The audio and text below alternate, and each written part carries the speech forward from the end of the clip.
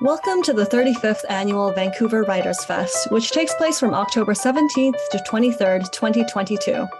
We're so thrilled to kick off this year's festival with this special release of the Books and Ideas podcast, featuring Michael Hingston and his new book, Try Not to Be Strange, The Curious History of the Kingdom of Redonda. He joins us in conversation with Naben Ruthnum.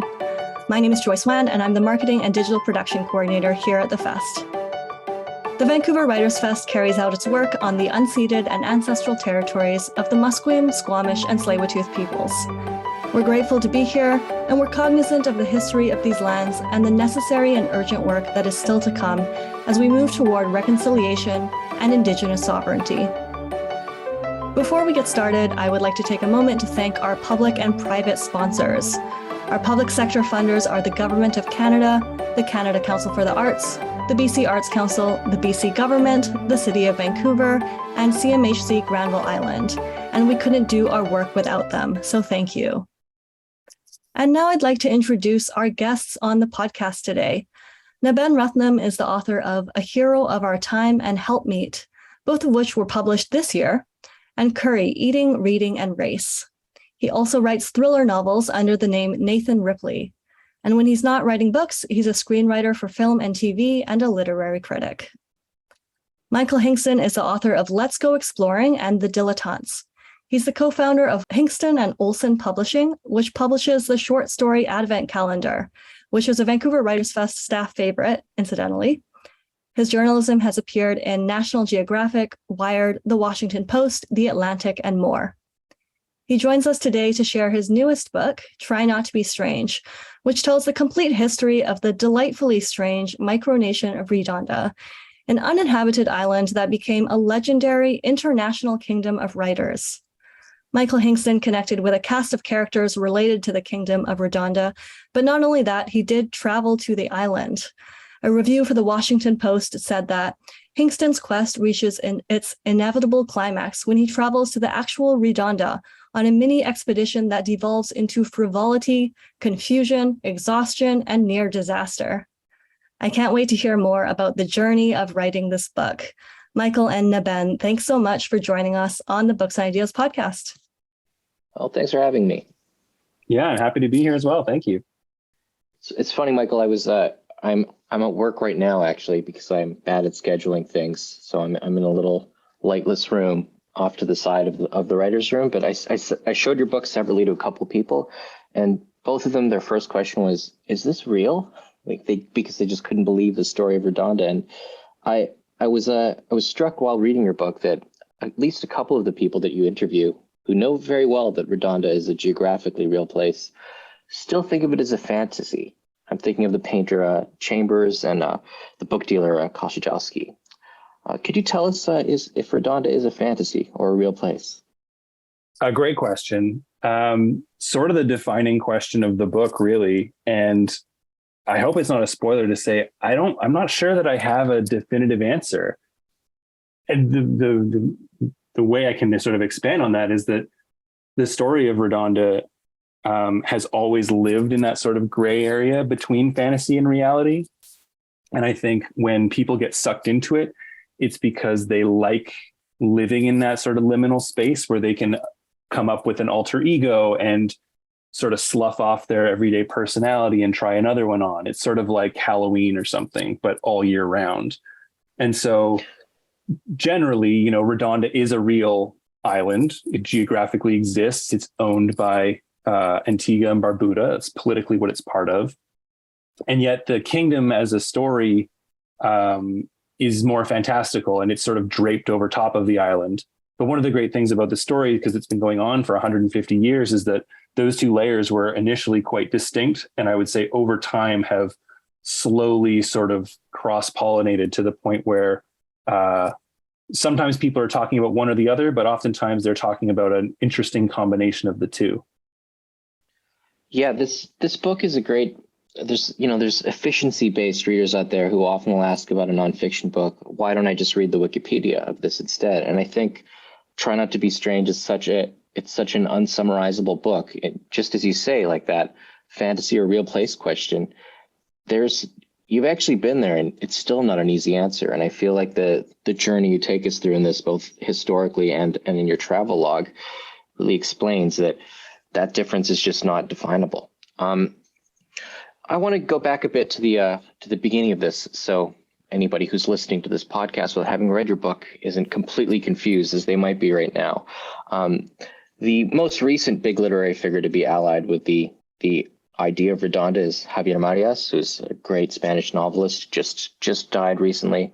But kind of the first striking figure in your book and in the history of Redonda is MP Shiel, who I think I'm saying his name right there. Could you tell us a bit about MP Shiel?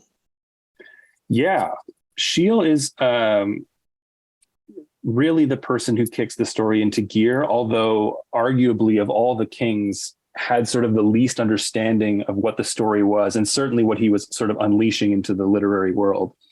But he was a writer who grew up quite close to Redonda. So we mentioned Redonda is a real place. It's down in the Caribbean, and I mentioned it's technically now part of Antigua and Barbuda, but geographically it's closest to another island nation called Montserrat. That's where Shiel grew up in the mid-19th century. And if you live on Montserrat, you can look from many places on the island. It's not a very big island. And you can look out and you can see Redonda in the distance. So it sort of has more cultural ties, you could say, to Montserrat. But really the defining feature of Redonda has always been that it's pretty much uninhabitable by humans. The reason for that is because Redonda is ringed by these sheer vertical cliffs. And so it's not necessarily a place people would gather or live. And so when Shiel was born, he had many older sisters, and his dad really wanted to have a son. So when MP was finally born in 1865, his dad looked out across the water and decided he would claim Redonda, this empty island that no one wanted anything to do with, as a birthday gift for his son. And when Shiel was 15, his dad actually rounded him up on his 15th birthday, along with the local bishop and some other sort of friends and well-wishers. And they actually sailed out to Redonda, made their way up to the plateau on top, the place where humans can sort of get to, and officially, in whatever we want to say that word means, crowned him as the king. And that's sort of how the story lived for a long time. It was just a family joke. And the funny thing is, it wasn't really a joke that Shiel even particularly liked, really, because he was like any 15-year-old who was just embarrassed at anything his parents did. And certainly this sort of fanciful story wasn't exactly the sort of thing he probably wanted to do on his 15th birthday. Huh. But what then happens is the story sort of goes stagnant for 50 years and gets quiet, because what happens is Shiel moves to London and tries to make it as a writer, and had a really interesting career. He wrote some really early and influential science fiction novels, the best known now being a book called The Purple Cloud. I would love to start even a little earlier in his writing career, because he was he was kind of allied with like the aesthetes and the decadents, right, in the 1890s. Could you just tell us a bit about, like, I guess he would have been about 25 then, or what were the beginnings of his literary career like when he's, just past his embarrassing teenage Redonda king years that his father inflicted on him? How is he defining himself in London as a writer, as a young man? Yeah, you're right. I should have known that talking to you that we should linger on the decadence and some of the other stuff. Usually I got to do the greatest hits, right? But we can linger a bit. Sure. So he moves to London and he starts writing short stories, and he sees this movement happening in London called decadence, which is it's sort of imported from France, and was this really, it was decadent is an accurate label. It was meant to be sort of a refutation of the natural world. So its characters would sort of cocoon themselves in like intentional artificiality, in terms of like their surroundings, but also there was a lot of drugs being done to sort of protect them from thinking and experiencing the natural world naturally. The most prominent, so I guess Shiel's first book is a detective book called Prince Zaleski. And these are stories that he intentionally wrote as a counterbalance to Sherlock Holmes, who was more sort of straightforward, although still, had drugs and some sort of paraphernalia attached to it, but was sort of a more mainstream success. Whereas Zaleski was this Holmes' idea taken to a decadent extreme. And Scheele intentionally sort of pitched it that way. As time grew on, decadence unfortunately flamed out quite early in Scheele's career with Oscar Wilde. The Picture of Dorian Gray was sort of the high watermark of decadence. But then when Wilde was sentenced to jail time, he had been nicknamed in the press the High Priest of Decadence. And so when he went to jail, it was seen sort of as a public, what would you say? He was sort of being indicted as if his character's flaws were his own flaws. And that sort of collapsing between the literary world and the real world is one of the things that took Wilde down. And also then the other decadent writers started to worry that, hey, what if this happens to us? What if we start getting associated too closely with our, the major flaws of our characters? So Scheele very early on had to pivot pretty quickly. He wanted to be this like decadent hero and actually had to pivot into all kinds of other genres. He wrote sort of like more realistic romances for a couple years. He wrote pulp stories for the serial magazines that were out there that were pulled directly from the headlines of what was going on in the world, and sort of did whatever he needed to do to stay alive. He was motivated by financial necessity and also just had this compulsive work ethic. He wrote incredibly quickly for a long time. It produced sort of a book a year for, I think, 20 years. That's so fascinating that, this very real historical thing that happened sort of forces him to closet the kind of literary fiction he's doing and pivot into all these different genres. And you were mentioning The Purple Cloud, which is sort of his sort of breakthrough sci-fi novel. I was wondering, does that have anything to do with Redonda? Like, does Redonda end up turning up in his literary work again? So this is the interesting thing, is that Scheele wrote so much that he pulled from his real life all the time. His biographer, Harold Billings, found an example where he took a line from a letter between he and his mother and put it in the mouth of a character addressing his lover, like word for word. And I mean, I think you would only do that if you were really just scrambling to fill material. And Scheele also was known to plagiarize in a loose sense and then in a direct sense later in his career. So we know he was really sort of filling material with using whatever was around him. And yet the story of Redonda, curiously, doesn't really show up in his prose at all. Being from an island himself and down in Montserrat, his fiction does have islands in it. But I mean, he was also in England. So it's hard. I think my fascination with the island part of it is partly living in landlocked Canada. So I'm not sure if the symbolism is quite there, but Redonda directly doesn't really appear in his fiction much at all. There's only one real reference to it, and it's sort of a throwaway reference in one of his novels. The Purple Cloud is interesting, though, because it's a Last Man on Earth novel. This poisonous cloud shows up and kills everyone in the world, except for Scheele's hero, who just so happens to be at the North Pole. But the interesting thing in that book is that Scheele has this vision of what the North Pole is. The explorers hadn't been there yet, so he's sort of making up what he thinks is there. But he invents this really eerie, almost alien setting. And there's this glacier at the North Pole with water swirling unnaturally around it. And there's this sort of alphabet inscribed on this glacier. This all happens very quickly before the narrator sort of passes out and then moves on to the main plot of the book.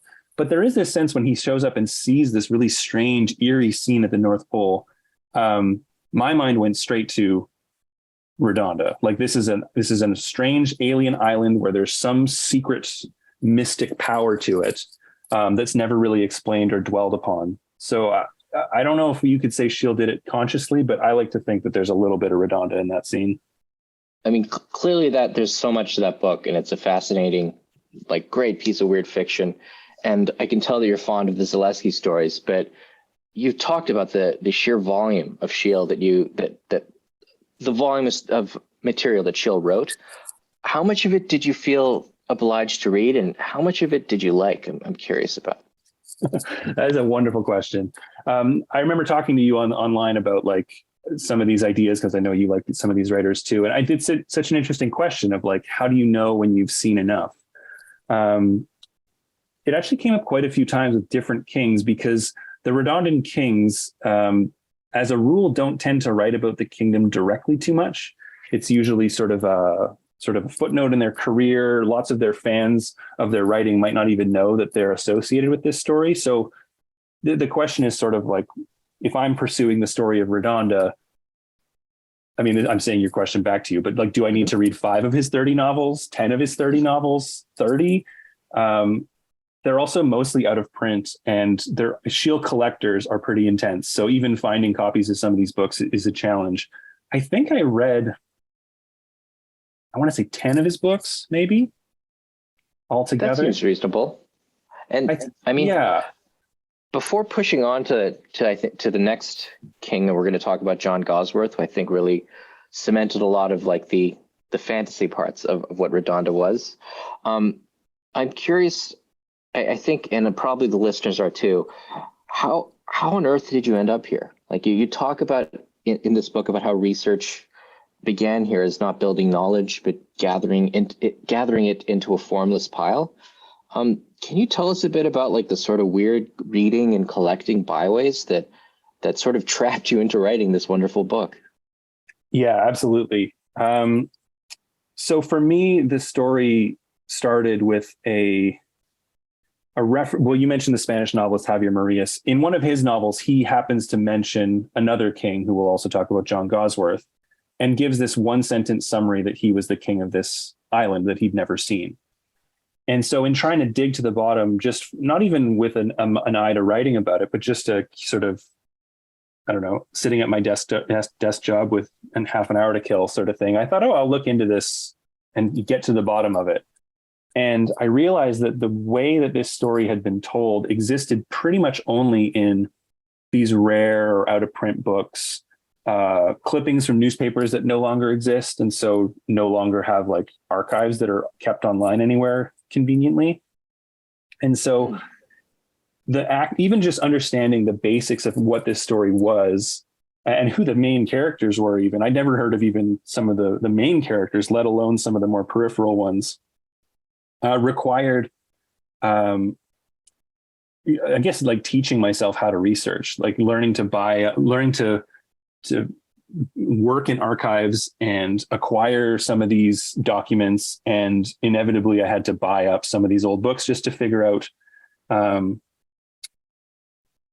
what was in them. But also, like I mentioned, you don't even get a lot of direct information. I kept hoping that I would sort of find something where like the authors had sort of indirectly let slip the truth about their involvement in this story, or are they joking about it? Do they really think they're the king of this place? So before I knew it, certainly before I knew I was writing a book about it, I had sort of started building a Redondan collection. And as you've seen reading the book, as soon as you start taking an interest in the story, you start to get enveloped in the story, and other people involved in it know you're out there, and you sort of become part of it, whether you want to or not. I also have a private theory that book collectors who end up with like a really specialized stream in their collection, I think a lot of times that stream started because they're justifying their collecting to themselves and giving it a new shape. And I think in your case, you were a book collector before, right? But this really has brought you up to like a much higher level of collector than, for example, I am, in terms of like buying up archives. And yeah, could you respond to that? Yeah, this book definitely taught me about not just collecting sort of texts, but like specific editions, which I know you're also interested in, specific copies, association copies owned by certain kings. The kings have their own book plate, for instance, so you know if a book has been owned by a previous king or not. And sometimes there was information that was written in pencil in the margins of some of these books. So I think you're right. I mean, I was telling myself I need this to get to the end of the story, but I did have a friend who said, oh, well, you could, the good news is you could just sell those books again at the end. And I was just shocked. Like I'd never even considered, well, why would I do that? That's perverse. My God. Yeah. Yeah. So doesn't understand at all. Exactly. Speaking different languages. So it definitely taught me, in a way, it was such a wonderful introduction to the world of collecting, because I was someone who would always go into like an antiquarian bookstore and be totally confused. Like I wouldn't know what to do with any of the really old stuff. Like I'd be looking for, a secondhand paperback from 10 years ago or something.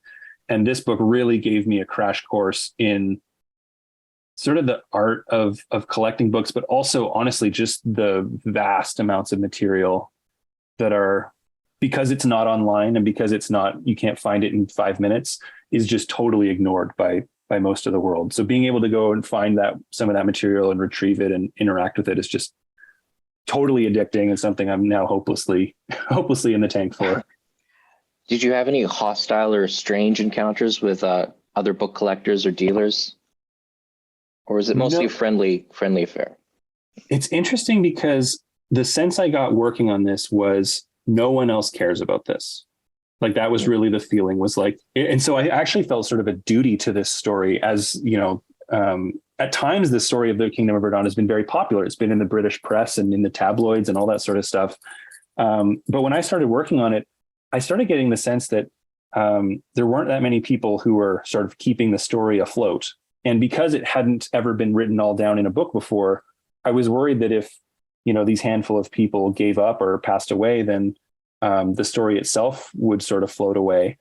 Several people I talked to, I was trying to reach researchers whose names that I had read, sort of amateur researchers who I knew had done work on this. And I almost inevitably ended up talking to their spouses or their children, who were incredibly relieved to get rid of the stuff that they had around. They were like, yeah, no, you don't have to pay for postage. Just give me your address. I'm trying to clear out my attic or something. It's quite touching that they didn't get rid of them. Like they know that, like, I can't throw out dad's stuff, even though it is just clutter, because it was so much of his identity. It is. I agree. It's completely touching. And so like I said, I felt sort of a duty to, if I care about this enough, we might as well sort of try and keep it together. The collectors are out there for sure. But it's interesting because I think most people collect a particular king as opposed to Redondan material. For instance, when I was bidding on Redondan material at an auction, which I talk about in the book, there was very little interest in that compared to, the books signed by Javier Marías, for instance. Let's circle back now to sort of like the lineage of kings here, because again, I bet we're confusing some people. So MP Shiel becomes sort of the accidental first king of Redonda because his dad wanted him to be. And what happens after that? Tell us a bit about John Gawsworth. Yeah, so as mentioned, Shiel becomes king in this sort of family joke, and then doesn't really talk about it, despite needing, decades worth of stories to sell to the British reading public. It's only later in his career, after his reputation's really gone up and down, he's sort of forgotten by his original readers. There's a new generation of readers on the scene. His new publisher, Victor Gallant's, asks him, can we publish a sort of a little essay about you to reintroduce you to the reading public? And Shiel dusts off this old essay that he'd written years earlier, but for some reason adds in for the first time, honestly, one paragraph about how, also, by the way, I'm the king of this island. And he tells the story in miniature about how his dad named him the king. And he does this sort of as a PR tool, and it works a little bit. There's a couple newspaper stories of like a reporter who's like, you'll never guess who I sat next to at dinner last night. He said he's the king of this island. And also he has a new book out. So Shiel was sort of leveraging it in that sense. But the person who also heard this story and latched onto it the most was a 19-year-old poet and editor and bibliographer named John Gawsworth, who was much younger than Shiel, but grew up loving Shiel's works. And Gawsworth was an eccentric dude trying to make a name for himself. And he hears this story about this kingdom and thinks, oh, that sounds interesting. And so he asks Shiel one day, can I be the next king? Or how does that work? And Shiel, I think, recognizes in Gawsworth someone who has an eye for literary history and literary reputation. Gawsworth was well known for advocating for older writers. And so Shiel says, yeah, you can be the next king. I'll give it to you when I die, but you also have to be my literary executor, meaning you have to make sure that my books stay in print, and, any monies that are owed to my estate, you gather and look after. So it's paired with this job. And for Gawsworth, that's fine. The two men sign a blood pact in Shiel's little cottage. They cut their wrists open and mingle the blood. They sign this sort of floral sounding document. And in 1936, that says when Shiel passes away, Gawsworth will take over. And for the next 10 years, these two men are sort of collaborators. Gawsworth helps Shiel publish his less sort of leftover manuscripts. They team up and write short stories and essays together. And Gawsworth helps him sort of get his manuscripts out to publishers. And then when Shiel dies in 1947, Gawsworth officially takes over. He renames himself in this capacity anyway as King Juan I. And really that's where Redonda changes from this sort of inside joke to what would become really a tabloid sensation for the next decade plus in the UK. And at some point, I mean, by the way, as many details as we can get into in this conversation, there's so many left in the book that I don't feel at all like anything can be spoiled in this book. But John Gawsworth has himself a decline. Like he becomes an alcoholic. At what point in his career is this happening? Is it alongside his work with Shiel, or is it sort of after he becomes the King of Redonda and he's aging and declining? Yeah, the decline for Gawsworth comes quickly, but there is an era of sort of prosperity, I guess you'd say, before that. So Gawsworth is this, like I said, an energetic guy. And so he starts using Redonda as a PR tool for not just himself, but he's the one who comes up with this idea of, well, if I'm a king, I get to name a court. And he calls it his intellectual aristocracy. And he starts naming people, sometimes peers and friends in the literary world, but also just sometimes people he admires, writers, artists, people around London. So like Alfred Knopf, the publisher in New York, is part of the court. Arthur Machen is named part of the court. Dylan Thomas is named part of the court. And Gawsworth would call up the British press and say, oh, I'm the King of Redonda and I'm knighting someone at this pub. So you got to show up and cover it. And the press, or at least a segment of the press, finds this story, which again, already is sort of in this in-between area where they're like, we know who John Gawsworth is. Why is he talking like this? But they would still go and they would capture it. So this story really lived through the UK press for probably a decade. Gawsworth would also issue these proclamations on his birthday. And so anytime he did anything redundant, he would call the press and try and get them to come out for one more round of headlines. Did these people have to consent to be part of the court? Did like Alfred Knopf say, yes, I do want to be part of your court? Or was it just done, sort of at a distance? Yeah, it's not really clear. So most of the time, I think people were prepped. Like Lawrence Durrell, I know, was prepped, and people tended to go along with it. They thought it was all in good fun. But there are stories of people who would sort of come across these lists of nobility, see their own name on the list years later, and go, "What? What do you mean? I have a duchy in the Kingdom of Redonda. I don't even know what that is." So I think it was a little aspirational as well. Certainly, as time goes on here, because Gawsworth his downfall is alcohol. He becomes struggles with alcohol for a long time, and it sort of takes over his life slowly but surely. And what happens is he starts to realize that the kingdom itself is the thing that he has that's the most valuable. He stops publishing poetry. He stops being asked to edit magazines and do all the other jobs he had in the literary world. So the kingdom is really the main thing he has. And so Gawsworth's decline is where the kingdom again takes a turn. As king, he can assign whoever's going to take over for him. And since he's received the job from Shiel, it's gone writer to writer with the job of executor attached to it. He thinks that's how it should continue. And so as king, of course, he's allowed to give it away. The problem is he gave it away multiple times, often with a financial incentive. So he, would, in exchange for unpaid rent, at one point he sold the kingdom to his landlord. A bartender or the owner of a pub in London also received it. There was some debt involved there, I believe. And so the issue really is that Gawsworth goes into this long, dramatic decline, and it's quite tragic in a bunch of different ways.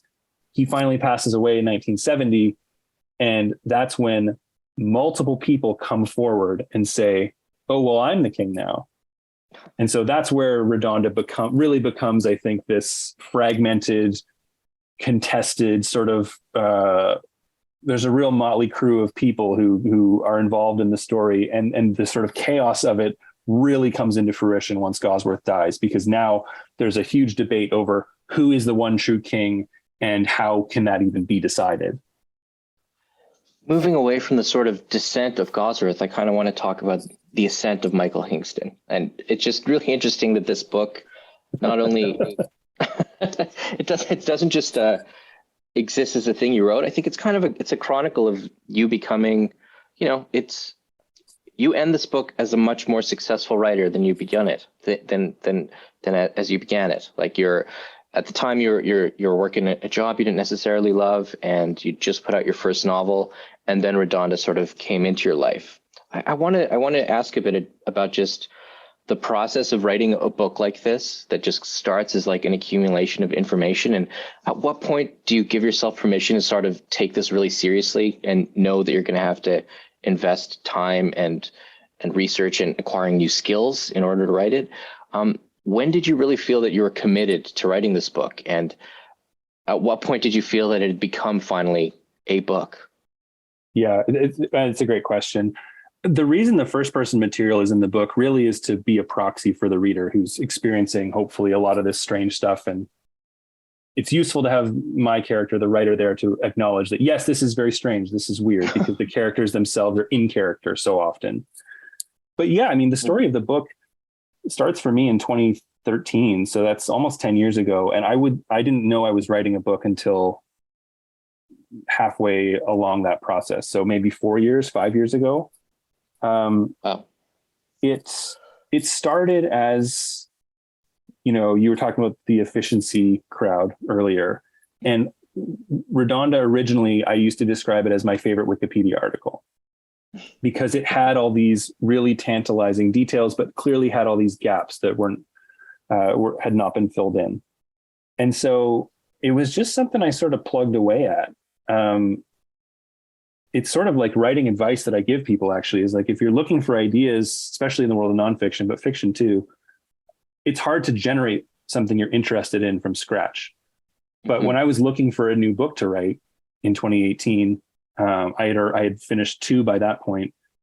I sort of looked around to like, well, what am I already thinking about?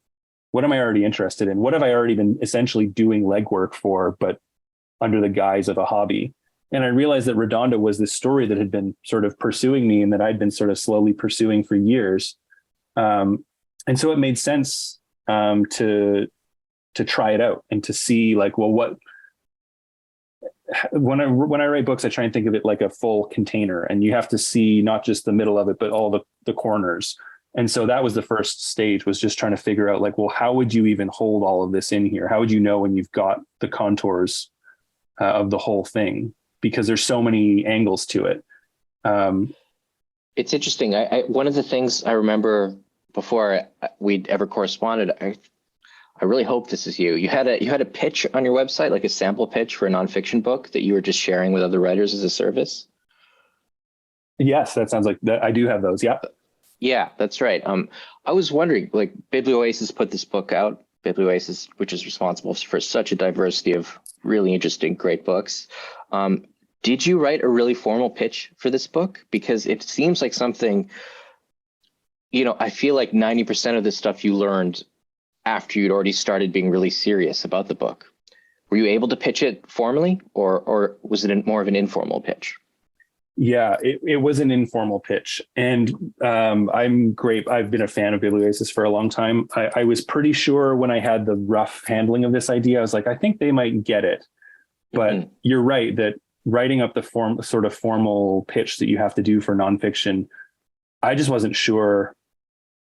I figured if anyone's going to get it, Biblioasis is going to get it. And it just so happened I was talking to the publisher of Biblioasis, Dan Wells, about something. It's funny. He actually thought, I mentioned that I had an idea for a book, and I told him the basics of this. I basically sold the idea to him over the phone. And then after that had to go flesh it out. But I think that worked in my favor, because this sort of story, once I thought this might be a book, the next obvious problem was, well, how would you ever convince someone that this story, A, can be sort of lassoed into shape, And then also, you're talking about writers people don't remember. You're talking about a story that modern day readers mostly have never heard of before, which can be a tough sell. It's not a book about Jane Austen or whatever. Mm-hmm. So Biblioasis, I was very grateful for. They like books about odd characters. They like books that sort of revel in literary history as opposed to being maybe a little put off by dwelling there too long. So I was very grateful they took it on. But yeah, it's funny to go back and look at that proposal now, because I think I could probably poke a lot of holes in it. But at the time I was maybe bluffing a little bit I was pretty sure, more confident on the page than I probably was in my mind about how the story worked at that point.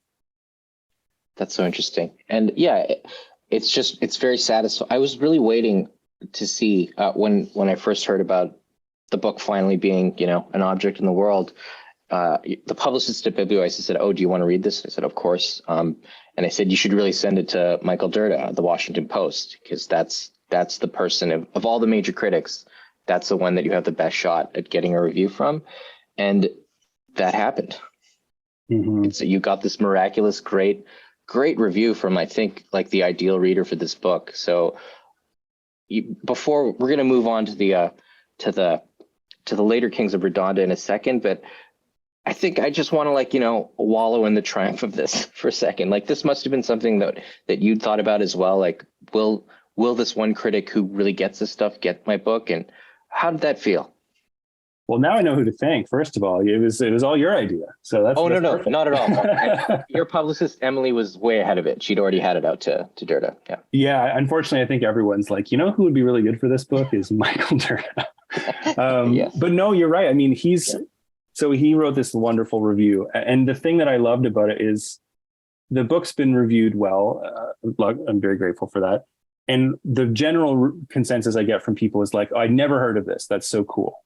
And that's fine. That's part of the expectation. But I did know there is a group of readers out there who will be familiar with this. And I hope the book appeals to them too, right? You want to do right by the hardcore audience. And so one thing that Michael Dirda wrote in his review was he just casually throws out there that he collects MP Shield books, which is so funny. And so, of course he does, right? It's because he's very much interested in this era of literary history and that genre and all that. But it was lovely to sort of have the book make sense to someone who already knew some of these contours.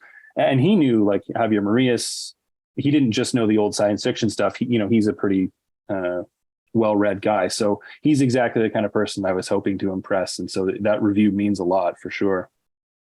I have to ask you now, are there any hardcore Redonda heads who've been furious about anything in this book and have contacted you? Well, there's a couple of the claimants to the throne who I'm interested to know what they make of it. Again, everyone sort of playing a character, but maybe not. They all think they're the one true king, and my book tries to take everyone. I try and go through the claims without necessarily giving them a definitive judgment, because who am I to say that? It's not for me to say. But I think the fact that I'm acknowledging the other claims, or the sort of maybe poking a hole in some of the logic of, it's a tall tale, right? So these details get stretched out, they get exaggerated over time.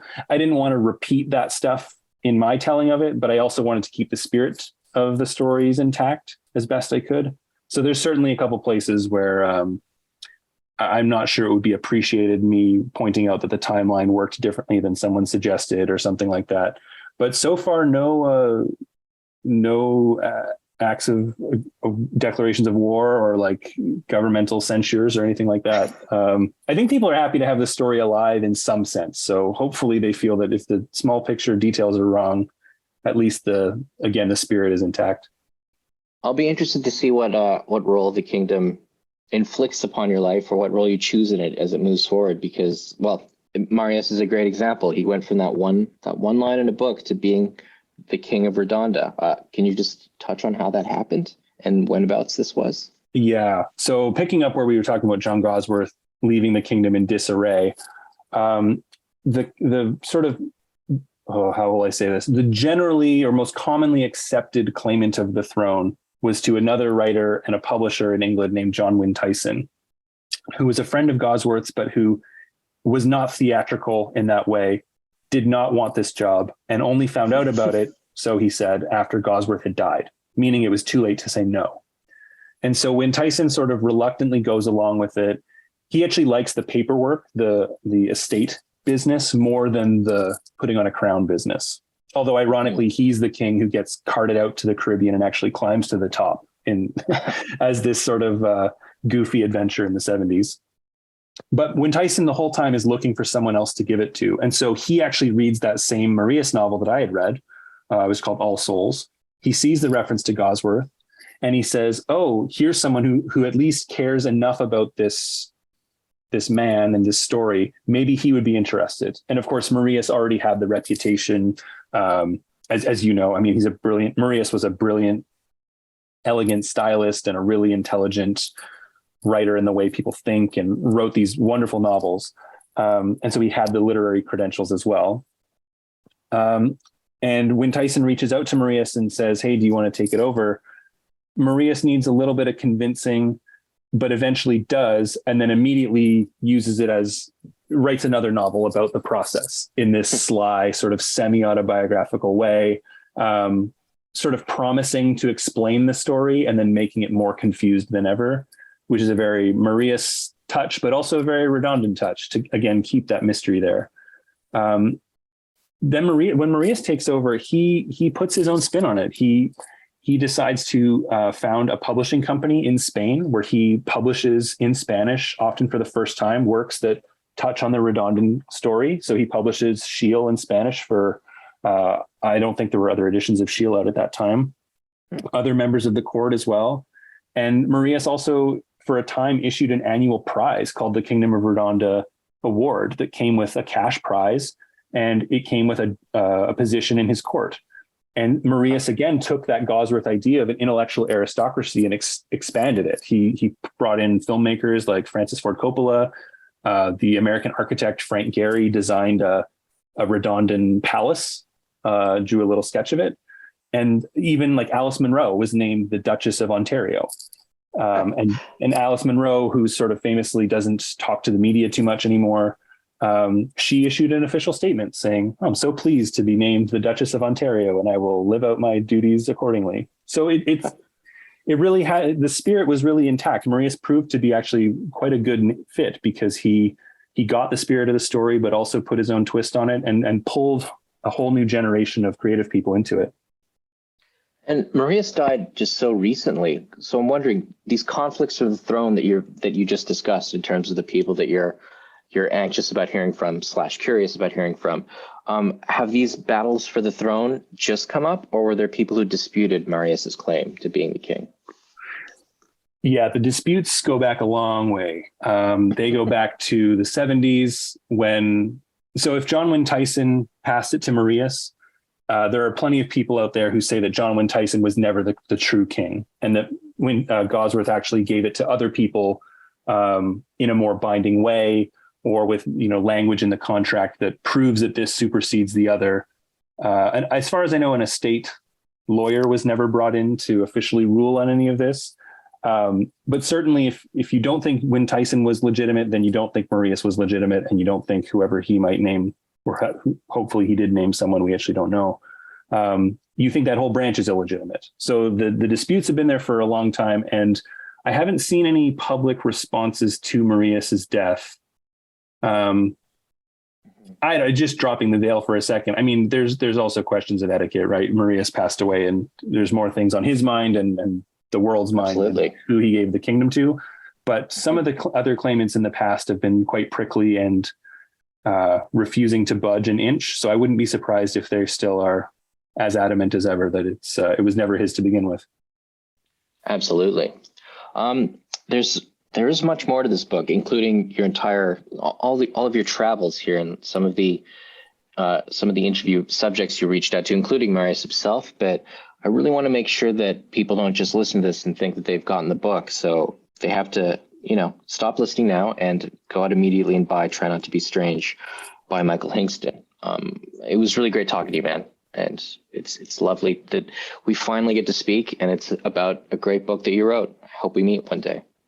Yeah, man, such a pleasure. And I know you're someone who has a similar sort of taste to me. So again, when someone else who likes this sort of stuff is on board, it's great. So yeah, it's such a pleasure. Thank you. You've been listening to Books and Ideas Audio, a presentation of the Vancouver Writers Fest. This podcast featuring Michael Hingston in conversation with Naben Ruthnum was the first of 80 events we have lined up for our 35th anniversary festival, taking place October 17th to 23rd, 2022. If you are in Vancouver, we hope you'll join us on Granville Island. You can learn more and get tickets at writersfest.bc.ca.